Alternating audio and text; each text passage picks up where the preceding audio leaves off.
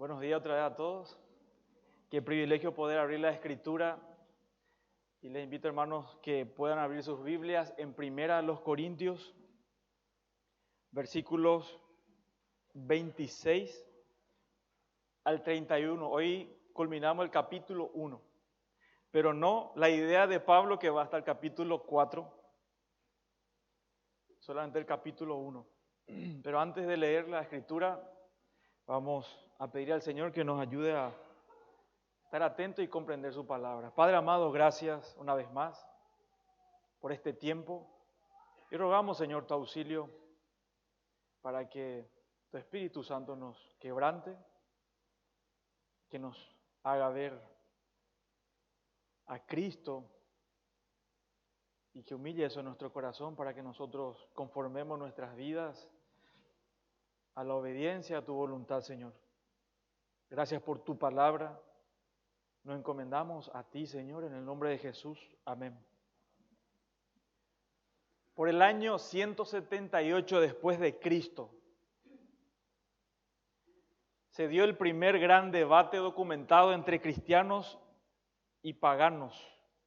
Y se encuentra el material que se llama Discurso Verídico del filósofo pagano del siglo II llamado Celso.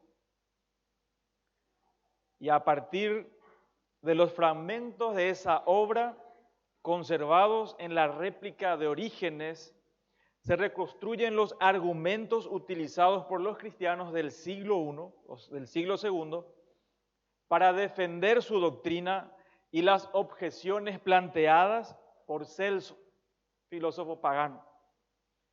Celso escribió uno de los ataques más amargos que se hayan escritos jamás contra el cristianismo.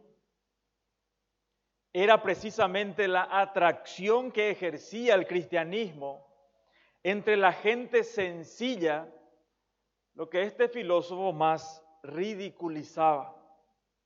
Denunciaba que el punto de vista cristiano era que no se acerque por aquí ninguna persona culta, ni inteligente, ni sensata, porque todo eso es del diablo.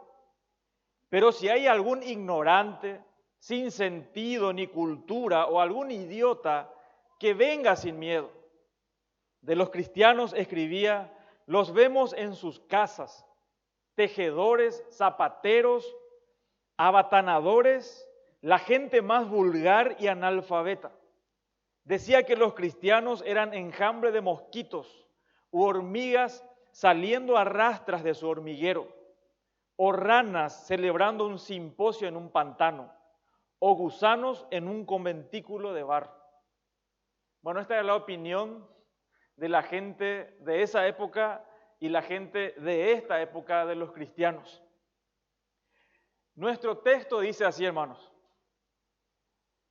pues mirad, hermanos, vuestra vocación, que no sois muchos sabios según la carne, ni muchos poderosos, ni muchos nobles, sino que lo necio del mundo escogió Dios para avergonzar a los sabios, y lo débil del mundo escogió Dios para avergonzar a lo fuerte, y lo vil del mundo y lo menospreciado escogió Dios, y lo que no es, para deshacer lo que es, a fin, con el propósito de que nadie se jacte en su presencia.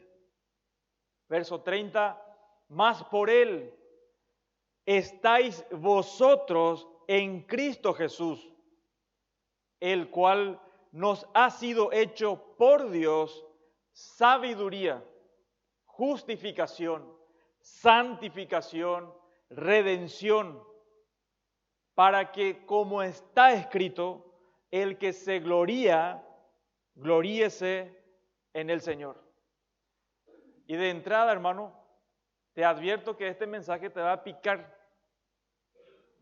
porque va a tocar nuestro orgullo, como fue la intención de Pablo al enseñar esta carta o escribir esta carta, las respuestas a los informes de Cloé acerca de las divisiones en la iglesia de Corinto. Pablo demostró en los versículos 18 al 25 que estudiamos la semana pasada que el mensaje de la cruz, aunque parezca una locura, es más sabio que la sabiduría más sabia de las filosofías humanas. Y en estos versículos, del 26 al 31, Pablo va a demostrar cómo aquellos que aceptaron ese mensaje, que creyeron el mensaje de la cruz, sin importar cuán insignificantes puedan parecer en este mundo, tienen más estatus que los sabios, que los nobles y poderosos, según el sistema de valores de esta sociedad o de la sociedad de Corinto. Ahora, pero ese estatus se recibe como un regalo de Dios, de modo que ningún creyente tiene por qué jactarse de sí mismo, sino solo y exclusivamente en Dios. Y Pablo trae este tema de la jactancia, de la soberbia, del orgullo de los corintios, porque eso es lo que los creyentes corintios estaban haciendo. Se estaban jactando de sus líderes. Había un liderazgo de celebridades. ¿Para qué? Para ganar estatus, lo cual copiaron de la cultura corintia. Entonces, la idea central de lo que vamos a proponer, o lo que Pablo propone acá en el versículo 26 al 31, es que una comprensión correcta del llamado de Dios para salvación elimina la jactancia humana y lleva a los pecadores a alabarle solo a Él. Repito otra vez, una comprensión, esto es importante, comprender correctamente el llamado de Dios para salvación elimina la jactancia humana y lleva a los pecadores a alabarle solo a Él. Porque esto va a demostrar dos puntos que vamos a desarrollar. El primer punto es el Evangelio, el llamado de Dios a la salvación, muestra la insignificancia e incapacidad del hombre en la salvación. Somos insignificantes e inútiles, incapaces de salvarnos por nosotros mismos. Y el segundo punto va a ser la exclusiva obra de Dios en la salvación. Todo es obra de Dios al salvar a los pecadores. Y el primer punto que vamos a desarrollar es la insignificancia e incapacidad del hombre en la salvación, versículos 26 al 29. Dice así la Escritura: pues mirad, hermanos, vuestra vocación, que no sois muchos sabios según la carne, ni muchos poderosos, ni muchos nobles. Les voy a leer en otra versión. En el idioma griego, la posición de las palabras importa mucho, porque el autor con eso quiere hacer énfasis. Y en este versículo, el orden de las palabras serían de esta manera: mirad pues la vocación vuestra, mirad pues la vocación vuestra, hermanos, que no muchos sabios según carne, ni muchos poderosos, ni muchos nobles. Y la palabra clave, la palabra importante, a lo que Pablo llama la atención de los corintios y también de nosotros en esta mañana, es el verbo mirad. El énfasis está en este verbo que está en el tiempo presente, en la voz activa y en el modo indicativo. Es una realidad. Suena como un imperativo, pero esta es una realidad que el creyente debe considerar. Debe fijarse en esto, pensar, considerar es la palabra mirar. Y este verbo ocupa el primer lugar en la oración. ¿Por qué? Porque es una palabra que Pablo enfatiza Y es la clave en realidad de lo que él va a desarrollar. Y en este versículo, antes de arrancar, necesitamos comprender tres palabras que aparecen acá. En primer lugar, el verbo mirad, que ya les comenté.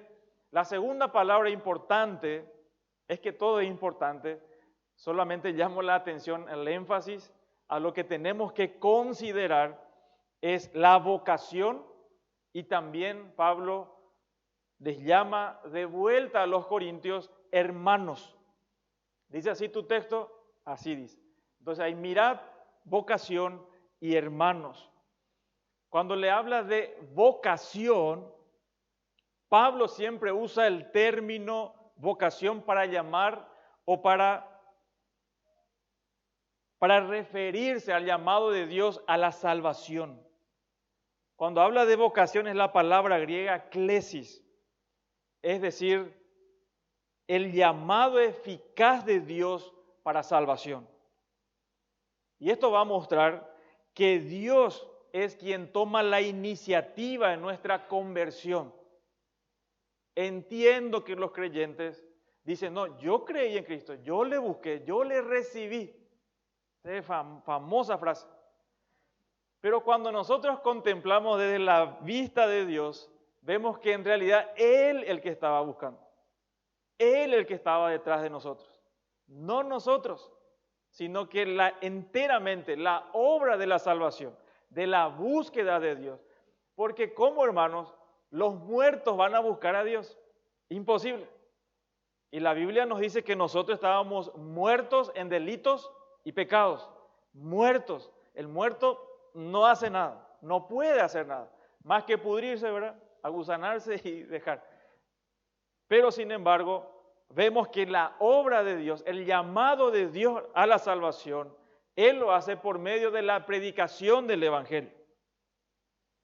¿Se acuerdan de Romanos capítulo 8, versículo 28 al 30? Lo que se llama la cadena ininterrumpida de la salvación, del proceso de la salvación. A los que conoció, a estos también, ¿qué hizo? No conocen, llamó. A los que llamó, a estos predestinó. A los que predestinó, dice, a estos justificó. Y a los que justificó, glorificó. Entonces, la segunda palabra que tenemos que llamar la atención es acerca del llamado de Dios a la salvación. La tercera palabra importante es hermanos. Pablo, cuando va a hablar de una manera que en realidad les va a dar a los corintios una dosis de realidad, les va a decir tal cual quiénes son ellos, porque ellos estaban creyendo la gran cosa en ese tiempo, y Pablo les va a demostrar que ellos no eran nada menos que la nada y lo que no es. Entonces, para amortiguar en un sentido, lo que va a desarrollar con ellos es llamarles y asegurarles que son hermanos. Esto es un término exclusivo de creyentes. Y es interesante también, hermanos, porque la palabra aquí es adelphoi. Y esta palabra se utiliza para referirse a miembros de una familia. Y la palabra de Dios usa esta metáfora muchísimas veces, o estos símbolos o comparaciones, para describir a la iglesia. Por ejemplo, en Gálatas 6:10 dice, se refiere a la iglesia como la familia de creyentes. En Primera de Pedro, la familia de Dios. ¿Se acuerdan de Primera de Timoteo? La casa de Dios. Los creyentes somos hermanos por el Evangelio y nos pertenecemos unos a otros. Esta es la forma en que describe cómo los creyentes debemos relacionarnos unos con otros. Es decir, debemos amarnos sinceramente. Amarnos sinceramente unos a otros como miembros de una familia.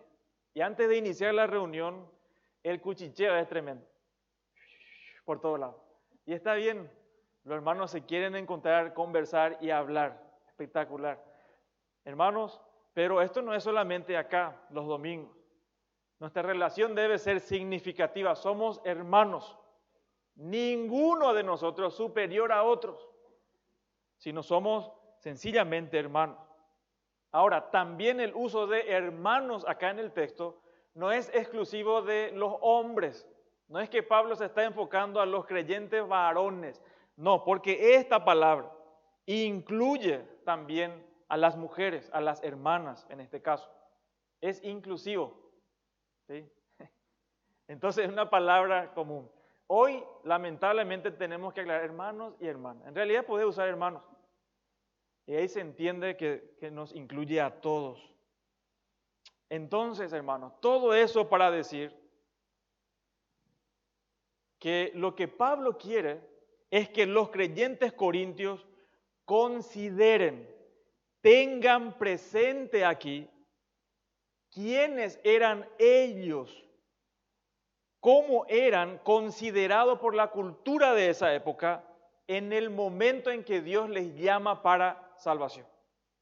No ya su posición como creyente, sino que quiénes eran en ese entonces, cuando llegó el Evangelio a ellos y ellos confiaron en el Evangelio. Ellos creyeron. ¿Quiénes eran ellos? Y Pablo empieza a describirles para que ellos se den cuenta, porque nos olvidamos a veces de dónde procedemos. Y Pablo le aclara a ellos. La segunda parte del versículo 1 que dice, que no sois muchos sabios según la carne, ni muchos poderosos, ni muchos nobles. No muchos sabios según carne, ni muchos poderosos, ni muchos nobles. Pablo les recuerda a los corintios que no muchos de ustedes, le decía a ellos, pertenecen a esta categoría de personas que el mundo llama sabios, influyentes o poderosos o de noble cuna. Lo que Pablo les está señalando es que así como el mensaje de la cruz parece una locura al mundo, aquellos que responden al mensaje de la cruz no son, los que responden al mensaje del Evangelio no son las personas sabias, poderosas e influyentes del mundo. Porque si eso fuera el criterio divino para elegir, Pablo le va a demostrar, Dios a ustedes nunca lo hubiese elegido. Porque ustedes, la cultura, no Dios, sino las personas poderosas de la élite, como nos gusta llamar en estos tiempos, para ellos las personas son cosas, no son personas desechables. Las guerras nos muestran eso, porque ustedes van a observar que en una guerra, no importa de qué país sea, los que van a pelear son soldados, familiares de la gente o de la clase normal, no los hijos de los presidentes ni de los generales. Ellos no se van a la guerra, se van las personas que pueden, que son reemplazables, porque así los consideraba también la cultura de esa época a los corintios. Sin embargo, cuando Dios llama, lo que va a mostrar acá es que Dios invierte por completo el sistema de valores de la cultura del mundo y por lo general escoge lo ordinario en lugar de lo excepcional. Esto ocurrió allá con Corintio y esto ocurre acá con nosotros. ¿Quién de ustedes es de apellido, no sé, poner el nombre? ¿Quién de ustedes es de la realeza? Nadie. Si nosotros nos damos cuenta, nuestros trasfondos, por eso le dije, a lo mejor uno, yo soy importante, yo no soy. ¿Quién es de la Chacarita, verdad? ¿Quién es de tal del barrio tal de Bayué, verdad? ¿Quién es? Nosotros somos hermanos. Esto era verdad en esa época. Y si Dios así actúa, hoy también debe ser lo mismo. Que entre nosotros no hay gente muy influyente. No hay gente que tiene la lapicera y ahí firma el decreto o lo que sea y ya conseguimos lo que queremos. No hay tal cosa. Y eso somos nosotros. Y Dios elige a personas que el mundo considera como despreciables. Y hoy el mundo así considera a los cristianos. Cuando alguien habla con una persona, tenía clientes del Banco Central que estaban en altos cargos, y cuando vos le decís soy cristiano, de bárbaro, ¿verdad? Pobrecito. Claro, para ustedes es eso, porque son de mente débil. A lo mejor necesitan cambiar algunas cosas, y no, para ustedes el cristianismo es para gente débil.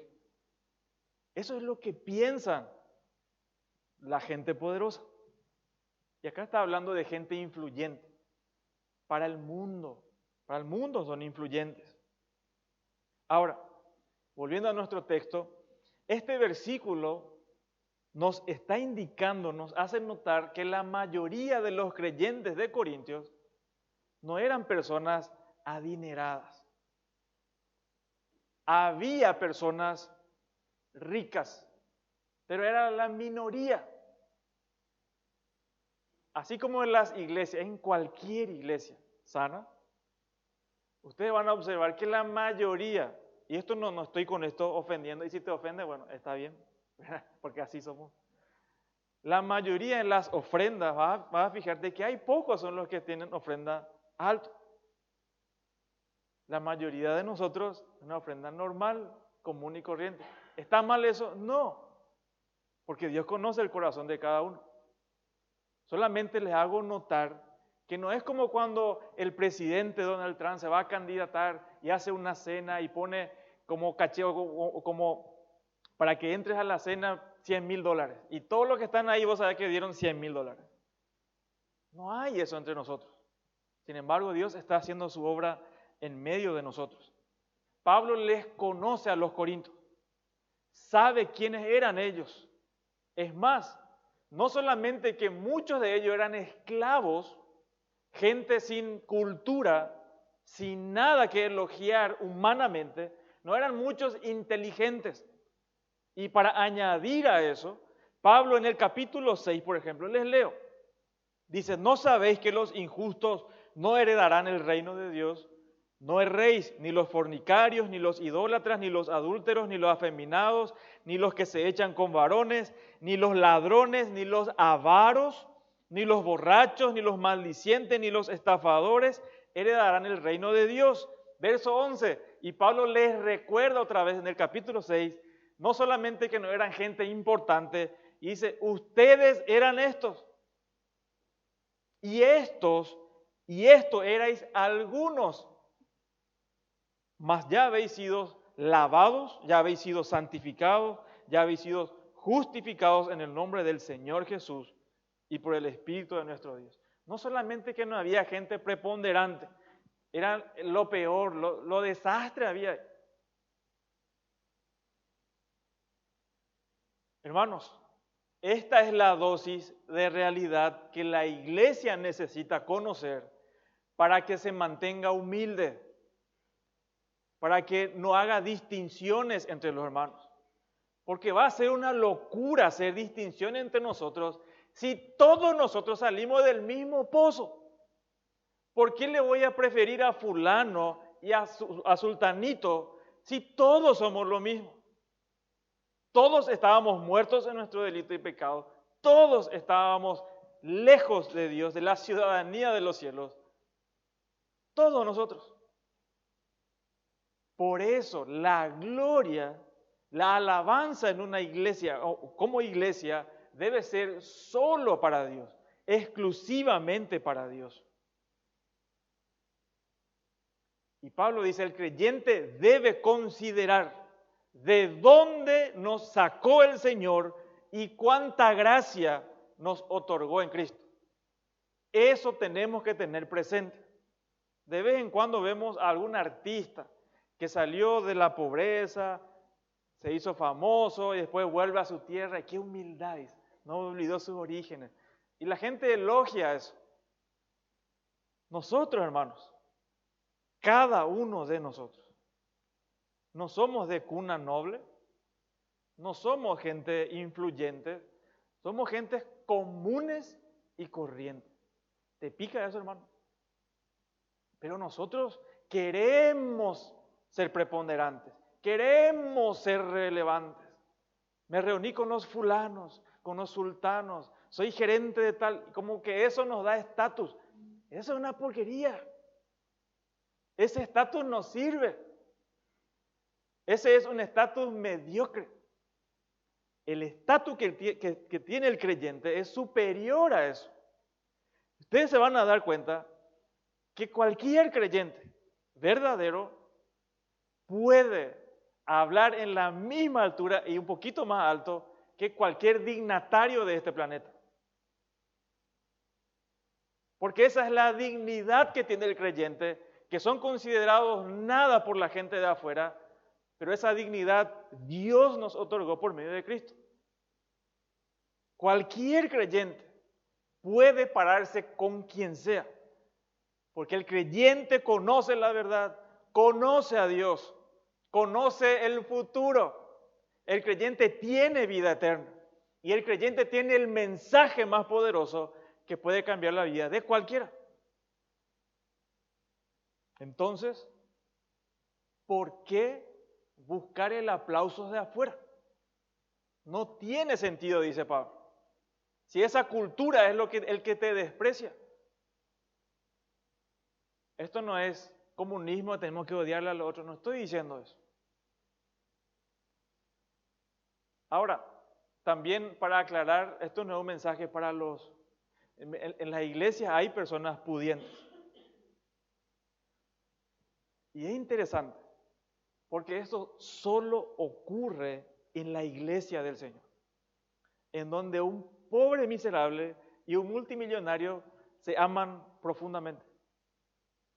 Pueden estrecharse la mano, pueden compartir. No hay diferencia. ¿Sí o no, hermano? Eso también nos tiene que advertir, porque yo ya escuché en varios lugares, tenemos que enfocarnos hacia las personas de este nivel. Tenemos que ir a plantar una iglesia para esta clase de personas. Eso es una tontería, hermano. Eso no es bíblico.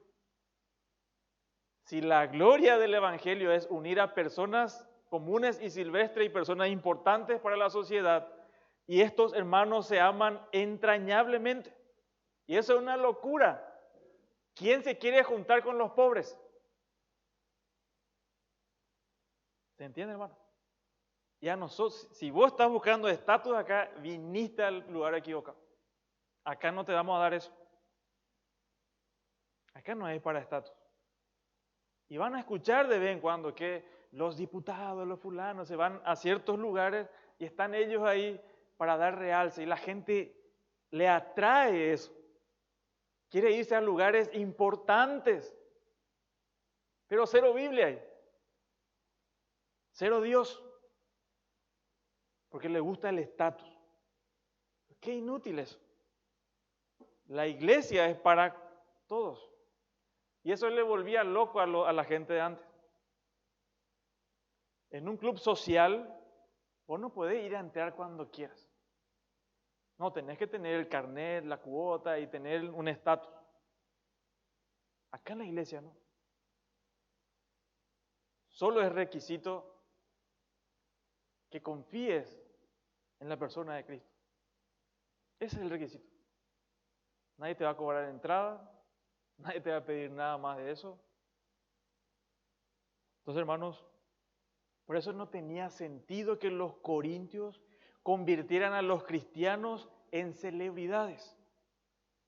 Porque todos los creyentes, seamos pastores, diáconos, miembros, y hoy los que se autoproclaman apóstoles, profetas, querubines, serafines, ¿verdad? De todos ellos, todos procedemos del mismo lugar. Todos los creyentes verdaderos. Y antes de su conversión, la mayoría de los creyentes no se contaban entre los sabios ni influyentes de Corinto. Les pregunto, ¿es una realidad hoy con nosotros lo mismo? ¿Sí o no? ¿Qué piensan? Cuesta reconocer eso, hermano. Y vos tenés que tener presente eso. Porque esa es la dignidad del creyente. A veces nos creemos la última Coca-Cola del desierto. ¿Quién sos vos para decirme eso? ¿Qué tengo que hacer? ¿Se entiende, hermano? Bueno, el mundo mide la grandeza mediante muchos criterios. La inteligencia, la riqueza, el prestigio, la posición, cosas que Dios determinó poner al final. Ahora, Dios revela la grandeza de su poder, demostrando que los don nadies, dice el comentarista del mundo, son sus personas importantes. El verso 27 nos baja un poquito más de nivel, porque hay más lugar para bajar. El 27 dice, si no, primero que no eran sabios, influyentes, poderosos. Ahora les dice, si no, en contraste, a quienes Dios llama, son lo necio del mundo, lo débil del mundo, lo vil, lo menospreciado. Para Pablo, ¿qué es lo que nos está diciendo? Sí, ustedes son esos. Y nosotros también. Sino que lo necio del mundo escogió Dios para avergonzar a los sabios, y lo débil del mundo escogió Dios para avergonzar a lo fuerte. Verso 28.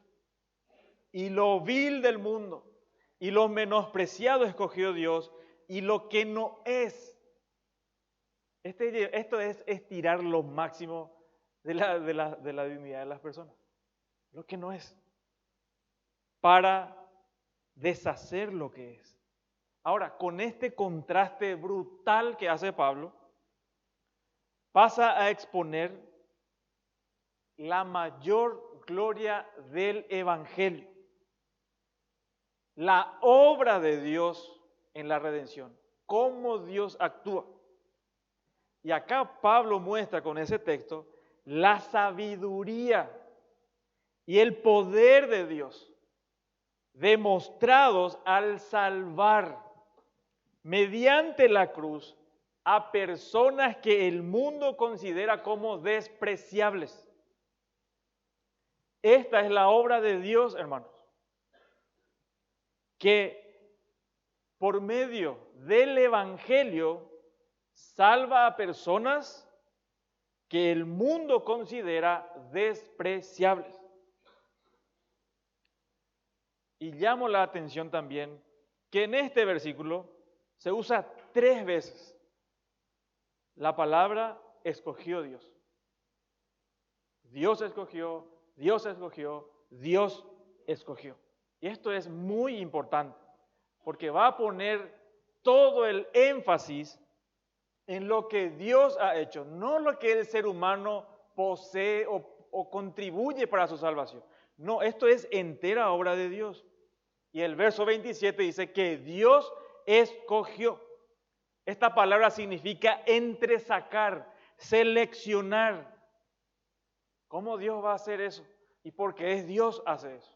Y Él tiene misericordia del que quiere tener misericordia.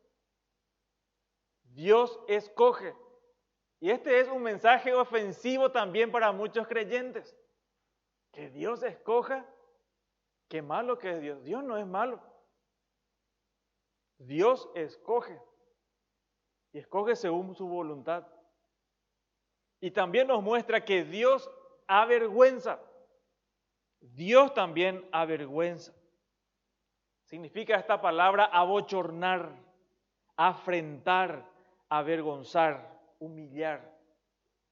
A los sabios, a los fuertes, a los que se creen importantes.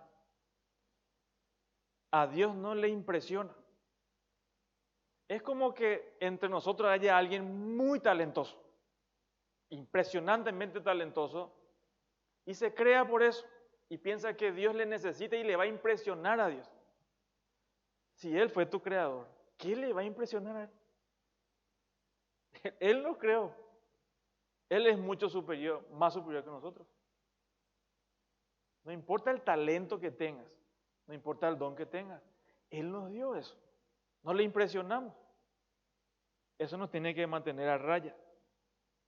Con la elección de Dios, de los creyentes, que otra vez dice los necios, débiles, vil y menospreciados, Dios avergüenza precisamente a los que creen que son de la élite para demostrarles que no son nada ni nadie. A Dios no le impresiona la riqueza de las personas, la sabiduría de las personas, las capacidades de las personas. Es pura necedad, hermano. Necedad total. Y también para que los creyentes sepamos nuestra posición delante de Dios, que es por pura gracia y no por algo innato de nosotros que Dios nos escogió a nosotros. Nosotros no somos mejores que nadie. Ya el versículo no dice que somos lo vil y todo eso que dice ahí. No somos mejores que nadie, absolutamente nadie. La cultura a quien estás imitando te considera a ti por ser un cristiano necio, débil, vil y te menosprecia.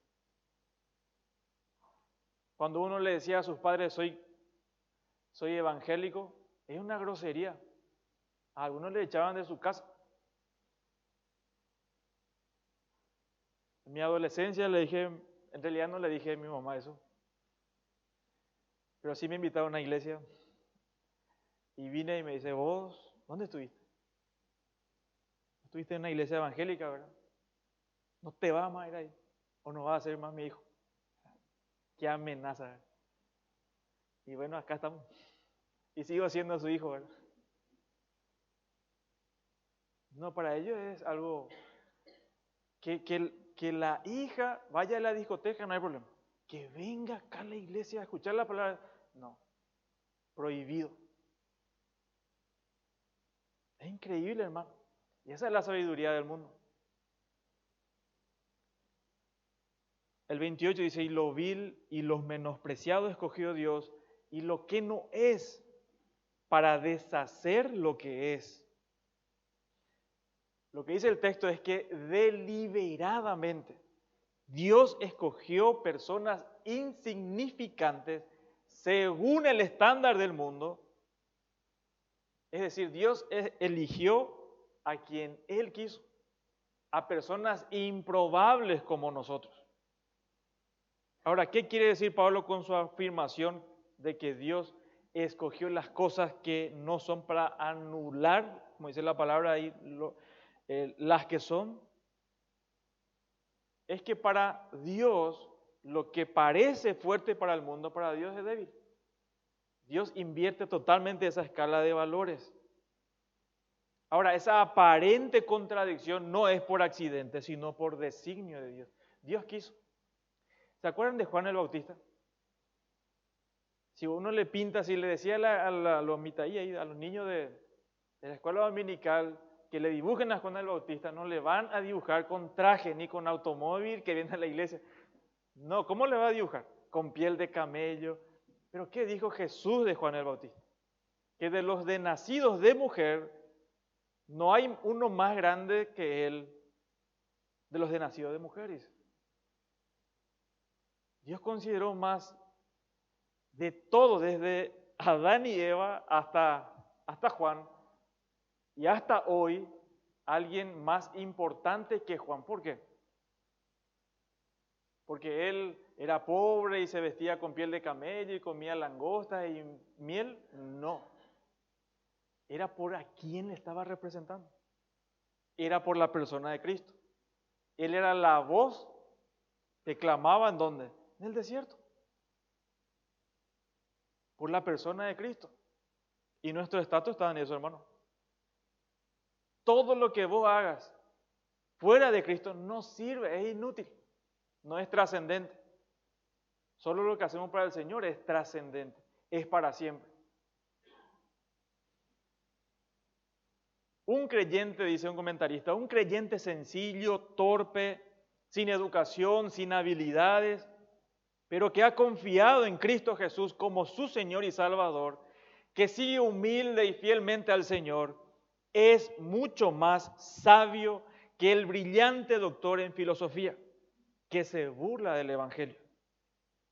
El creyente sencillo conoce el perdón, el amor verdadero, la gracia, la vida, la esperanza, la palabra de Dios y a Dios mismo. El inconverso no conoce a Dios.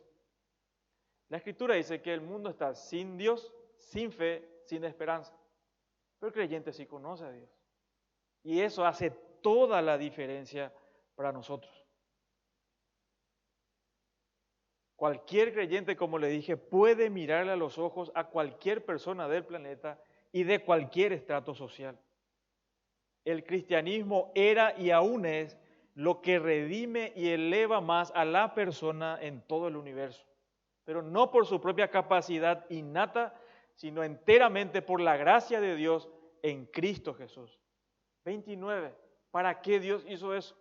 Dice, a fin de que nadie se jacte en su presencia. En el texto griego dice así, para que no se jacte ninguna carne en su presencia. Si ustedes atendieron desde el versículo 26 cuando leímos, es la segunda vez que Pablo menciona la palabra carne, ¿sí o no? Es la segunda vez. Y esto es importante porque él ya inserta esta palabra que va a desarrollar más adelante.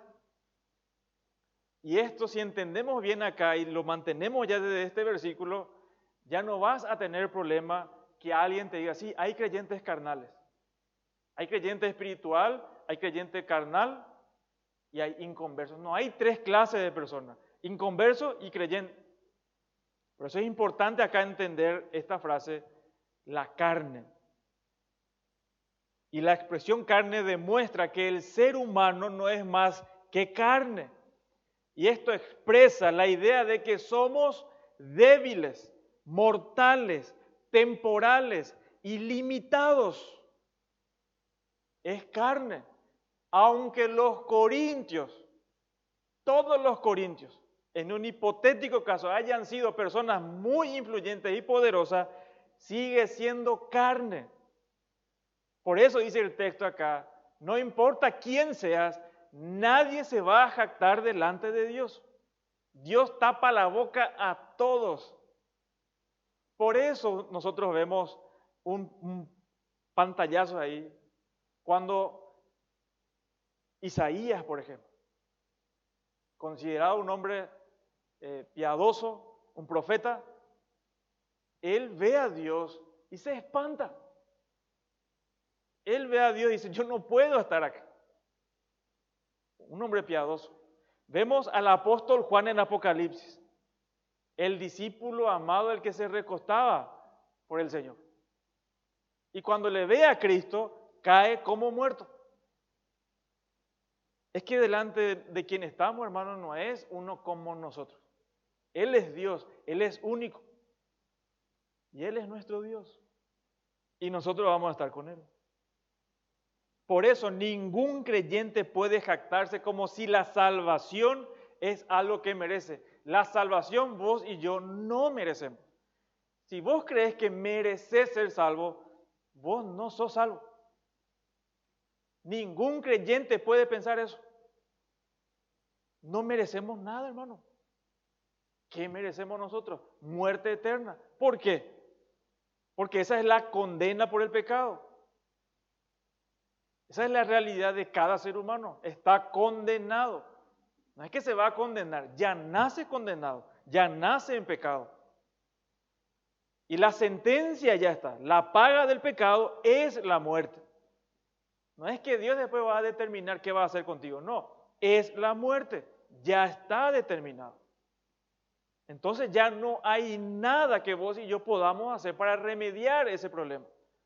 Por eso Dios envía a su Hijo Jesucristo a morir en una cruz y a pagar ese pecado.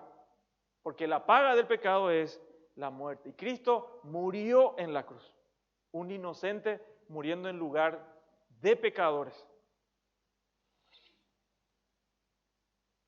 Desafortunadamente, hermanos, y con demasiada frecuencia, lo que da sentido a nuestras vidas parece que lo dicta la cultura que nos rodea y no el Evangelio. No el hecho de que Dios nos considere tan valiosos a sus ojos que envió a su propio Hijo a morir en nuestro lugar. Y que nos llamó a la salvación. Lo que Apocalipsis muestra es que mucha gente va a parar al infierno. Mucha gente. Y también muestra que mucha gente va a estar en la presencia de Dios. Y esta gente que va a estar en la presencia de Dios debería estar también en el infierno. Pero Dios hizo algo. Dios quiso. ¿Qué fue atractivo para Él? No sé. Pero Él quiso amarnos a nosotros. Él quiso que vos escuches claramente el Evangelio y que cuando se exponga el Evangelio, el Espíritu Santo toque tu entendimiento y vos puedas ver a Cristo. No todos pueden hacer eso. Porque no todos merecen ver eso.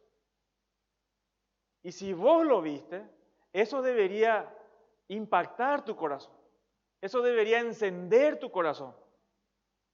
Porque no todos, ni en todos los lugares, se le dice a las personas su condición real delante de Dios, por temor a que se ofendan. Y es un privilegio que nosotros conozcamos el Evangelio. Es una gracia que no merecemos. Nunca lo vamos a merecer.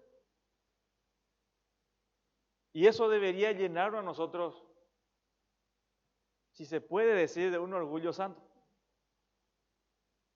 Y no me importa si me dicen que yo soy vil, despreciado, que soy un don nadie, porque nosotros no somos, los creyentes no somos de la generación de cristal. No nos da ansiedad eso, hermano. Que digan lo que quieran. Pero yo estoy delante de Dios, perdonado, justificado, y el día en que me muera, en ese acto yo voy a estar en la presencia de Dios. Por lo que Dios hizo por mí. Decime lo que quiera. Que no les afecte si la gente le dice pastorcito o lo que sea. Cristianito. Hay personas, hay cristianito, ¿verdad? Hay fulanito. Para despreciar. No te afecte. Y no te avergüences de mostrar testimonio de Cristo. Porque eso también hay otra parte, otro lado de que nosotros a veces nos avergonzamos. Tus vecinos, tus compañeros de trabajo tienen que saber que vos sos creyente. ¿O no? ¿Por qué avergonzarnos de algo, de nuestra posición? Nuestra posición ya no depende de nuestra riqueza, de nuestra casa, del vehículo, de la educación. Nuestra posición no depende de eso. Nuestro estatus depende de que nosotros estamos en Cristo. Ahí radica nuestro estatus, hermano, y nuestra importancia para este mundo. ¿O por qué ustedes creen que Dios deja todavía la iglesia en este mundo? Es la única luz que puede ver los inconversos. Por eso Dios nos deja todavía en este valle de lágrimas. ¿Qué creyente no quiere ir en la presencia de Dios? Un creyente desea que Cristo venga. Solo el soltero que está a punto de casarse no quiere que venga. Pero un creyente, hermano, desea que venga Cristo. Algunos no desean, algunos dicen, no, un ratito más, quiero disfrutar más. Justo ahora me ascendieron, justo ahora voy a tener esto, justo. Está en cualquier cosa entonces. El creyente anhela, desea verse liberado de este cuerpo pecaminoso para que el Señor en algún momento esto glorifique, resucite y ya vamos con Él sin pecado. El creyente quiere estar con su Señor. Es lo que deseamos los creyentes. Es la verdad que Pablo quería que entendieran los corintios. ¿Por qué? Porque ellos eran culpables de gloriarse en persona. ¿Verdad que no tiene sentido? Ellos ya deberían haber entendido eso, pero no tan rápido. Pablo tuvo que desarrollar más este tema en otros capítulos. Si nos gloriamos en los hombres, y no importa quiénes sean, si es Pedro, Pablo, Apolos, lo que estamos haciendo es robar la gloria que solo Dios merece. Y Dios no comparte su gloria. Esa era la actitud pecaminosa de orgullo que le estaba llevando a provocar a los creyentes ahí de Corintios estas divisiones en su iglesia. Eso causa división cuando preferimos, damos gloria al hombre y no a Dios. Cuando tenemos temor del hombre y no de Dios. Y no importa si es alguien demasiado importante. Uno dice, si se convirtiera fulano, impresionante, ¿a cuánto le va a testificar o a cuánto va a ser útil? Y Dios no piensa así. Y nada que ver. Dios no le necesita a ellos, ni a vos, ni a mí, ni a nadie. Debemos entender que Dios los llamó fuera de un mundo de tinieblas, los introdujo en una comunión maravillosa de Cristo. Todo lo que reciben o recibe el creyente proviene de Dios, el Padre, quien nos ama a través de su Hijo Jesucristo. El segundo punto es mostrar la exclusiva obra de Dios. El hombre completamente inútil. Todo recibe de Dios. Y ahora vamos a mostrar cómo Dios, exclusivamente Él es el que inicia y completa la obra de salvación. Verso 30. Mas por Él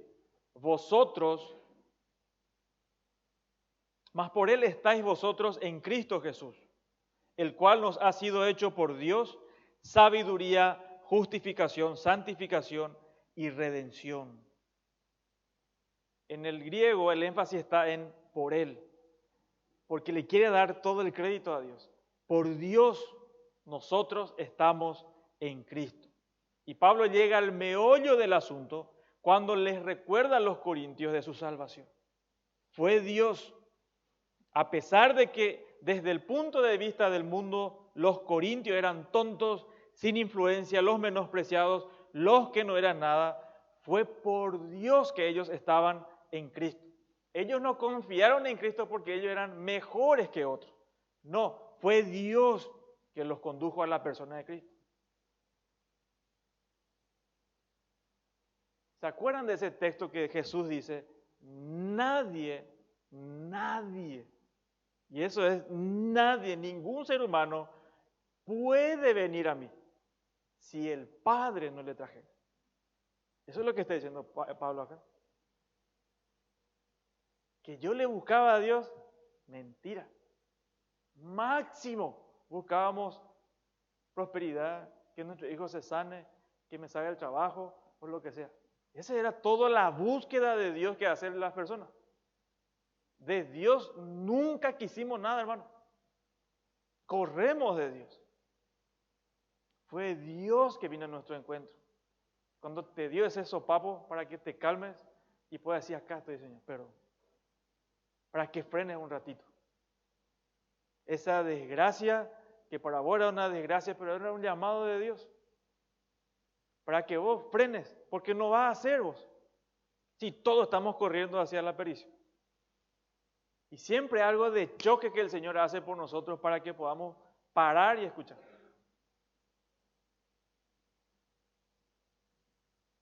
Si te saliera un viaje a, no sé, a Suiza, a Cancún, lo que sea, y toda la semana, yo me pregunto si vos estarías acá.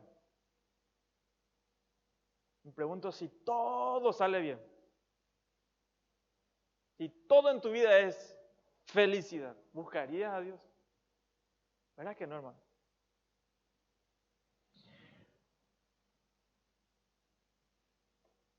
Entonces fue porque Dios que estaban ellos en Cristo, no por sus capacidades o esfuerzos humanos, sino solo y exclusivamente fue por Dios que fueron salvos, que son uno en Cristo, son creyentes, no incrédulos.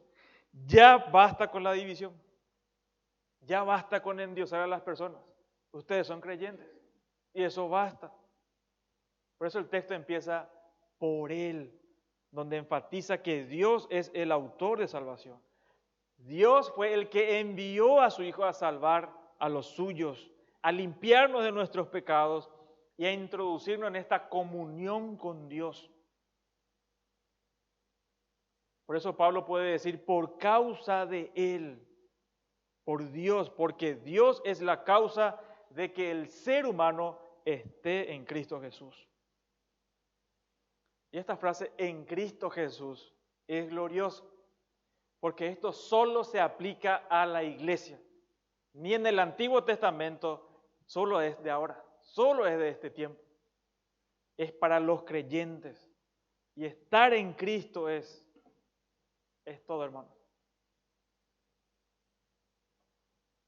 Significa tener una íntima comunión con Él y con los demás creyentes. No es que yo tenga una comunión con Dios, pero yo no quiero saber nada de vos. No es así. De hecho, mi comunión contigo manifiesta si yo tengo comunión con Dios.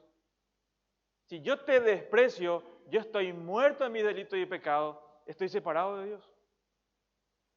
¿Cómo van a saber que son mis discípulos? El que no ama a su hermano permanece en muerte. Por eso es importante entender este punto. El estar en Cristo, estamos en una comunión viva unos con otros.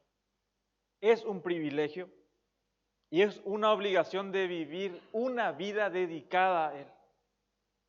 Esto es otro punto importante, porque el Evangelio no es para que vos añadas información a tu cabeza. No, eso va a afectar tu vida. El Evangelio exige que vos rindas tu vida a Cristo. No que vivas como se te antoja, a tu modo de ver, a tu forma sabia de vivir aparte de Dios. No, o te rendís todo o nada. O todo o nada es con Cristo. No es poquitito que Cristo quiere de nosotros. Todo. Él es el Señor, el dueño. Ñande Yara, hermano. Nuestro dueño. Y eso afecta tu vida diaria.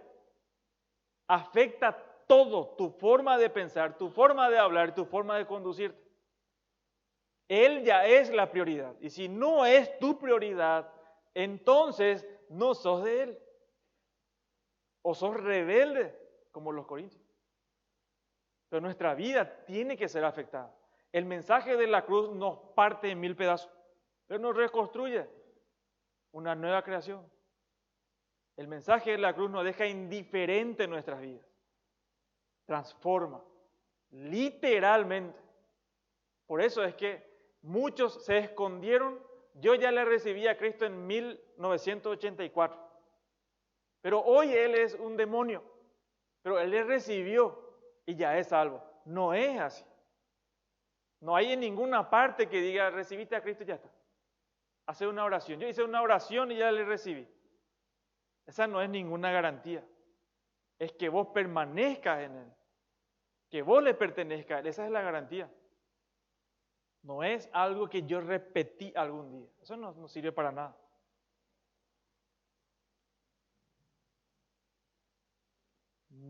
Nada significativo nos sucede como creyentes, excepto lo que sucede en Cristo, quien ha sido hecho a nosotros sabiduría por Dios. Para nosotros, dice acá. Para nosotros Dios lo hizo sabiduría de Dios. Que los inconversos dicen que es una locura, una tontería. También dice que somos por Dios justificados en Cristo, santificados y redimidos. Pablo enfatiza que la verdadera sabiduría solo puede encontrarse en Cristo. Estas tres palabras que acompañan, después de sabiduría, justificación, que es la experiencia de ser declarados justos, perdonados. Eso es increíble. Santificación, esa transformación que Dios hace en nosotros, nos convierte en personas distintas, cambiadas por su poder y no por la filosofía o nuestra forma de pensar. Esto Dios lo hace. Por eso nadie de nosotros puede arrepentirse cuando quiere. Ningún inconverso se arrepiente cuando quiere, sino cuando Dios hace su obra ahí. No puede decir, yo después me voy a arrepentir. Voy a seguir viviendo la vida loca. Después me voy a dar a los 50 donde ya no me da fuerza, nada. Entonces ahí me voy a dedicar al Señor. Hoy no podés, ni en 50 años no vas a poder. Esto es una gracia de Dios. Dios hace esa obra de nosotros. Y más te vale que hoy vos te rindas al Señor. Hoy te arrepientas. Porque después tu corazón va a empeorar, se va a endurecer después. No es que se va a ablandar, se va a endurecer más. Y dice después redención. Esto es el acto de liberarnos de la esclavitud del pecado, del mundo y de Satanás. Nos redimió, nos liberó. Esta palabra redención es comprar. Cristo nos compró con su sangre y para Él.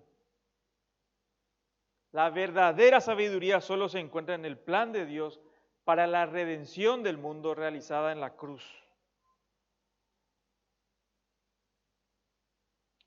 Verso 31. Para que como está escrito, el que se gloría, gloríese en el Señor. Para que así como está escrito, esta es una cita de Jeremías. ¿Le suena a Jeremías? Jeremías 9:24, el que se gloría, gloríese en el Señor. En esto tiene que alabarse el que deba alabarse, en conocerme y entenderme que yo soy Jehová, Dios misericordioso. Y Jeremías registra una palabra del Señor en la que se instruye al pueblo a no jactarse justamente en la sabiduría o en las riquezas terrenales. Eso no te da estatus. El Señor dice que uno debería jactarse en entender y conocer a Dios. ¿Por qué? Porque Dios es el que se muestra y muestra a su pueblo misericordia, justicia, justificación. Debemos nosotros los creyentes gloriarnos realmente por conocer a Dios íntimamente. Por eso Pablo hace un resumen de Jeremías y le dice a los corintios que deben conocer a Dios personalmente. En Dios se tiene que gloriar. Y esto no es un consejo, esto es un mandato. Gloríese en el Señor.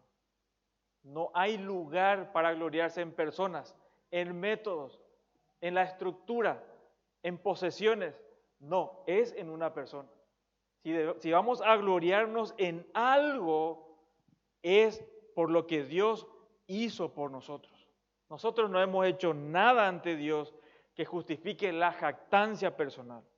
Nosotros recibimos redención como un regalo a través de Cristo. Y eso es lo que nosotros deseamos.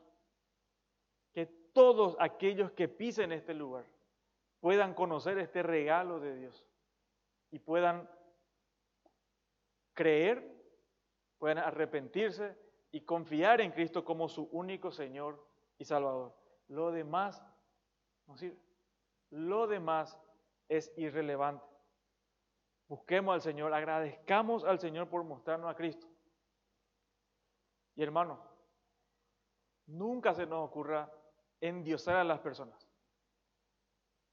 Eso va a ser justamente que las iglesias se dividen por eso, porque buscan preferencia de fulano, de mengano, de sultano. Y tampoco que entre nosotros haya una lucha de clases. ¿Quién se viste mejor? ¿Quién se viste peor? Que en un lugar distante en el cual nunca jamás queremos regresar. Los domingos era una tortura para las esposas. ¿En qué sentido? Probablemente todos lo éramos inconversos. Porque domingo tras domingo no me quiero ir a la iglesia, no sé qué ropa me voy a llevar. ¿Por qué? Porque había desfile de modelos. Y se daba más importancia en qué vehículo. Y el pastor te preguntaba, ¿qué vehículo tenés? ¿Por qué? Porque buscaba un estatus de la iglesia. Mejorar el estatus. Porque demasiada gente pobre viene y gente sin educación. Tenemos que mejorar la cultura. ¿Verdad? ¿Qué va a mejorar, hermano? Si eso pasa, estamos perdidos. La sencillez de ser cristiano. La sencillez de mirarnos, de amarnos sinceramente, de que nuestra relación sea significativa. No todo domingo de domingo nomás. Que podamos realmente preferirnos, ayudarnos.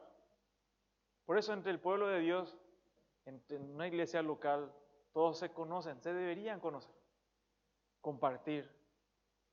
Y que vos puedas tranquilamente, como familia de Dios, puedas derramar tu corazón a tu hermano. Y no esconder tras una falsa piedad y te estás muriendo por dentro. Abrite a tu hermano. Exhortémonos unos a otros. Amémonos entrañablemente. No somos mejores que otros. El pastor no es más estatus que los miembros. Todos somos ovejas. Sí, hay más responsabilidades, pero todos somos ovejas. Y que esta iglesia se caracterice porque entiende el Evangelio, entiende la obra de Dios, entiende que todos nosotros no merecemos ser salvos. Venimos de situaciones que Dios o cualquiera rechazaría. A lo mejor era un caso imposible, pero Dios te agarró. Dios te eligió. A lo mejor ya no teníamos cura para nuestros parientes o lo que sea. Pero sin embargo el Señor a nosotros nos recibió con los brazos abiertos, nos perdonó. A lo mejor era imperdonable lo que hiciste, pero el Señor en su gracia te recibió. Así que hermanos, honremos al Señor en este lugar, que Dios nos santifique, nos haga madurar en su amor, en su evangelio. Amén. Oramos. Gracias Señor por tu palabra, por tu evangelio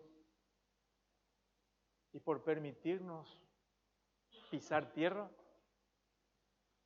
entender quiénes somos y por nosotros mismos nada ni nadie.